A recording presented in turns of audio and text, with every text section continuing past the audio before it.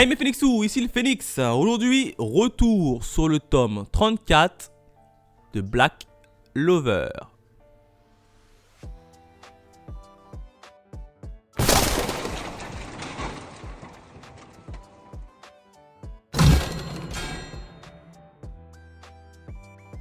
Comme d'habitude, retour sur la jaquette qui est assez sympa puisqu'on a un nouveau personnage qui va faire son apparition dans ce tome-là. Et c'est tout simplement Ishika, mais je vous dirai qui est Ishika précisément. Bon, quatrième de couverture, pas grand chose, hein. On a juste le petit résumé des familles, on n'a pas de page en couleur. Et on a quand même encore une fois, comme d'habitude, la présentation des différents personnages dans l'univers de Black Clover. Voilà ce que je pouvais dire en termes de jaquette et de bonus. Maintenant, on s'attaque directement à la partie review. Combien d'événements s'est passé dans le tome 34 de Black Clover? Eh ben 3 événements. Le premier événement, j'ai envie de l'intituler Wano Kuni. Et ouais, un hashtag One Piece, bien évidemment. Alors pourquoi? Eh ben tout simplement parce que ça va être un peu similaire à la ville de Wano Kuni. Alors on va retrouver Asta qui a été tout simplement transporté plutôt dans ce pays. Il va faire la rencontre de Ryuda. Ryuda c'est qui? C'est un peu le shogun du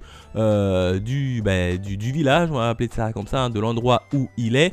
Et puis là c'est un gars qui a en fait un cache-œil. Et puis il a dit j'ai un peu repéré, c'est moi qui t'ai fait venir ici, etc. Donc ok, pourquoi pas. Et puis là, on va apprendre qu'en fait le pays là où il vit, c'est un peu un pays de... comment dire ça?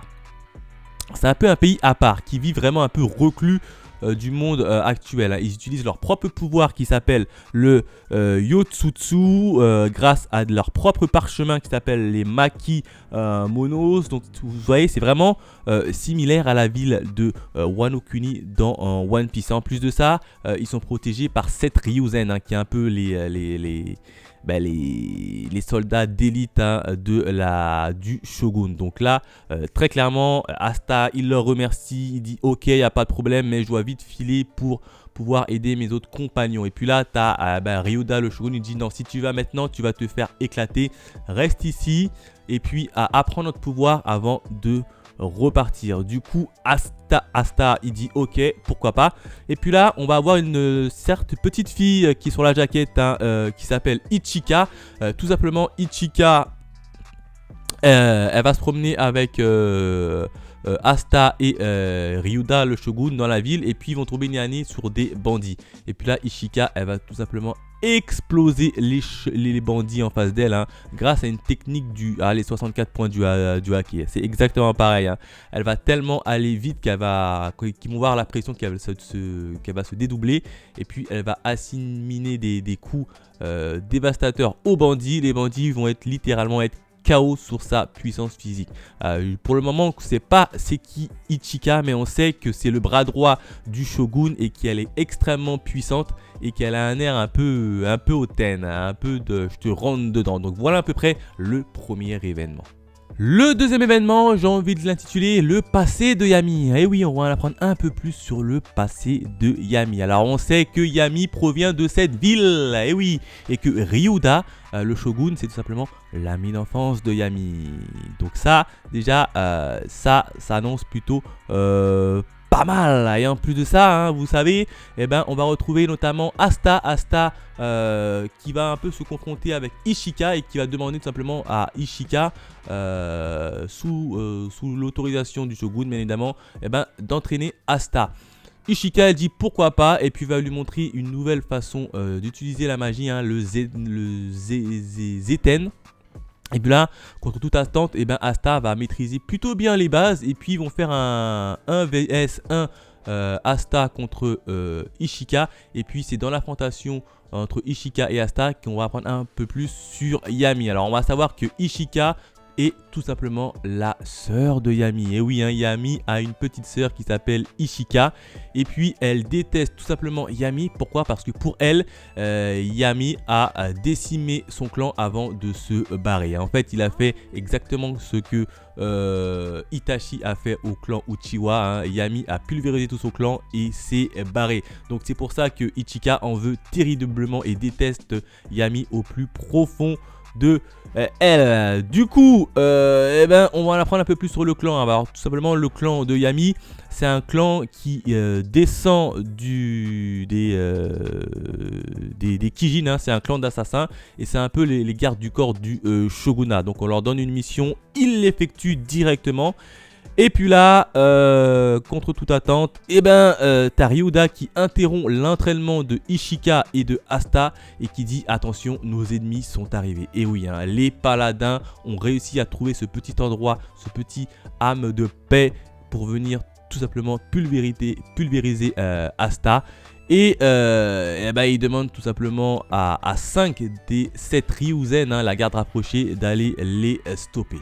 Enfin, le troisième événement, j'ai envie de l'intituler Invasion. Et oui, on va retrouver Maurice. Maurice qui est toujours vivant et qui a été soigné par Lucius. Et puis là, tu as Lucius qui décide d'envoyer 3 paladins dans Wano Kuni pour décimer ce pays qui va leur poser problème selon lui. Du coup, t'as Sœur Lily qui fait partie des 3 paladins et qui est envoyé là-bas. Alors t'as Sœur Lily et les 2 autres paladins, ils détruisent le sceau qui emprisonnait en fait un dragon à 5 têtes.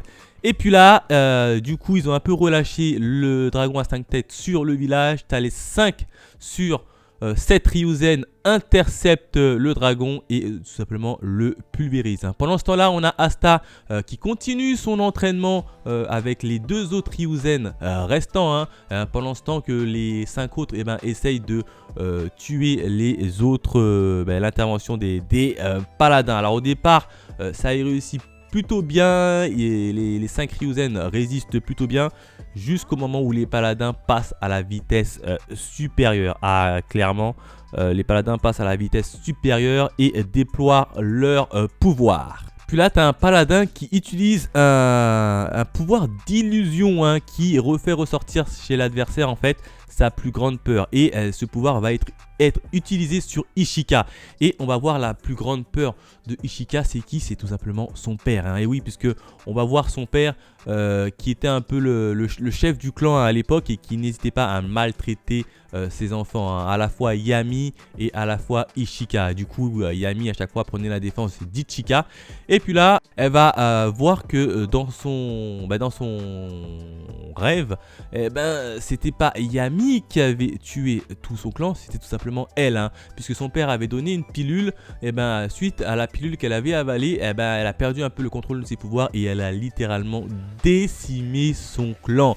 Et puis là, elle s'est rendue compte, mais en fait, c'est pas Yami qui a tué le clan, c'est tout simplement moi. Et en fait, Yami avait pris la place en quelque sorte de Ichika en la faisant passer pour ce qu'il n'est pas, hein, tout simplement. Il a protégé sa petite sœur, hein. Il a dit bon, vu que c'est ma petite sœur qui a tué tout le clan, on va faire style que c'est moi qui l'a tué, comme ça ça permettrait de qu'elle vive un bonheur heureux, tout simplement. C'est pour ça qu'il est parti du pays avec l'accord bien évidemment de Ryuda qui était son ami d'enfance et qui est maintenant devenu le fameux shogun. Et puis là, t'as la paladin Sœur Lily qui commence à lancer une attaque assez féroce sur ses adversaires comme les autres paladins. Et puis là, t'as Ishika qui est un peu paralysé, qui se dit que merde, j'ai traité Yami comme une merde.